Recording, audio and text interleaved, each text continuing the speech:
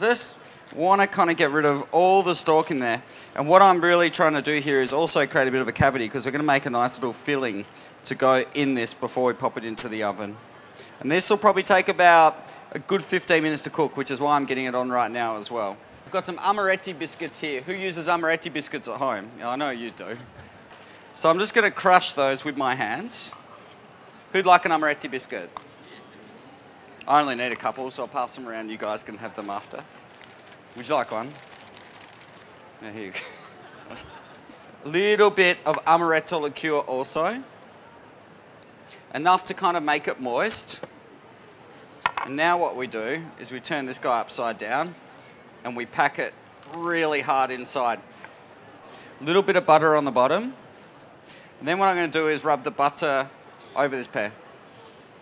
And you'll see why in a moment. Tiny bit more of the amaretto over the top. It's quite boozy. You can leave it out if you wish. And I've got some icing sugar here. And some of this goes over. We've got the sauce happening here. Water's on for the pasta.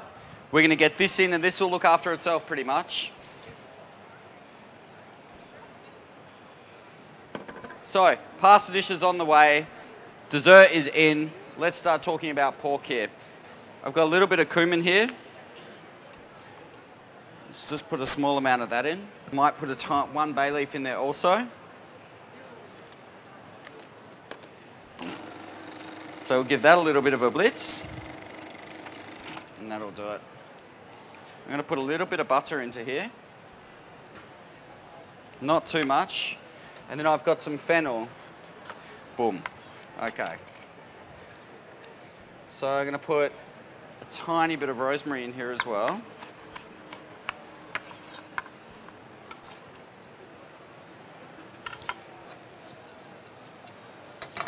Okay, so what we want to do with this cauliflower, jumping back to this dish, is cook it until it's soft. As soon as it's soft, we can basically put it into a food processor and we're going to blitz it to a puree. I'm just putting that little spice mix in with the fennel now. I've popped all the bread into there. And we'll just give that a bit of a blitz. I don't want to blitz it into the kind of breadcrumbs that you always see in the supermarket, which is like a dust. I want it still to have a nice texture. And also what I'm going to do is quite heavily spike this with black pepper. Black pepper pangrattato. Okay, that'll do it. And that's almost ready. So what I want to do now is I'm going to leave the lid off because I just want to try and reduce some of the moisture out of there, so we're just left more or less with the cooked cauliflower, just enough liquid to turn it into a very thick soup consistency.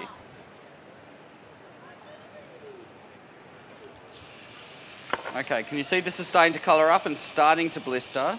I've just popped a little more water in there as all the sugar's gone to the bottom and starting to actually caramelise, so we want to loosen that up just a little. Next thing I'm going to talk about is starting to cook some pork. So I'm just going to season that up really nicely with a lot of pepper, and I'm going to take some of these sage leaves and push them right into there. So this is like a pork chop or pork cutlet with the bone off. And I reckon we can almost start to think about pureeing up our sauce for the cauliflower. Now I need those little red clampy things. So it's funny working, there's so many little inventions these days, but we in kitchens use really basic things. Like we don't have any of the gadgets. I use 4 gas burners and a couple of pieces of rock and a knife, you know, and can pretty much do everything I need. We'll just give this a little bit of a pulse. And then once I've got that nice and smooth, I'm going to put it back into the pot and reduce it down a little further, then we'll finish it. Just to make it not too healthy with a little bit of creme fraiche after, just to thicken it up. Pork in the pan. More pepper on top. Let me get some of this salt into there as well. I'm going to drop my orecchietti now. When the orecchietti, that's probably going to take about 11 minutes to cook. It's a very firm pasta with no egg in there. When it's got about a minute to go, I'm going to put the florets of the cauliflower in there as well. We've got this just reducing right down. I'm almost getting to the stage where I'll season that.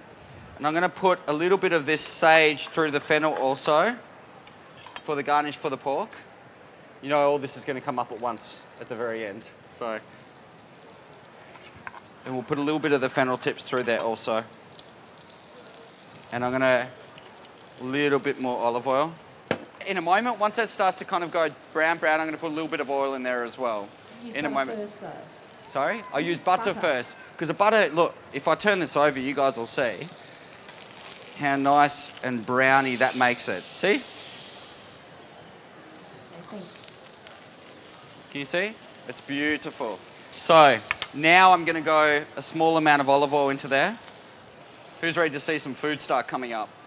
So let's go some of this into there.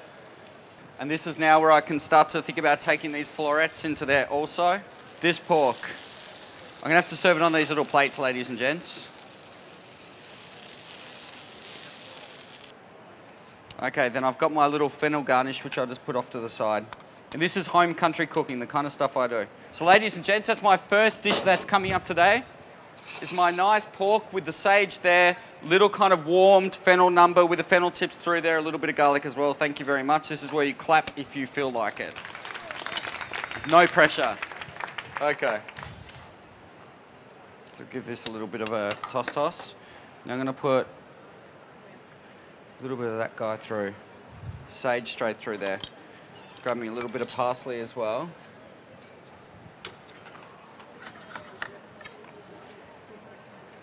So we need lots of herbs in there to boost up the flavour as well. Bit of pecorino straight in. I just want to reduce that sauce down a little bit. So let's put this guy up.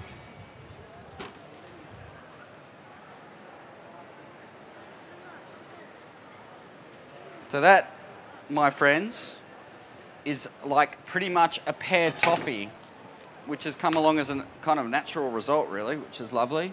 And then I pretty much would serve that just with a nice big dollop of mascarpone. Let's get some of this guy on the top. Might have to get the second one in there.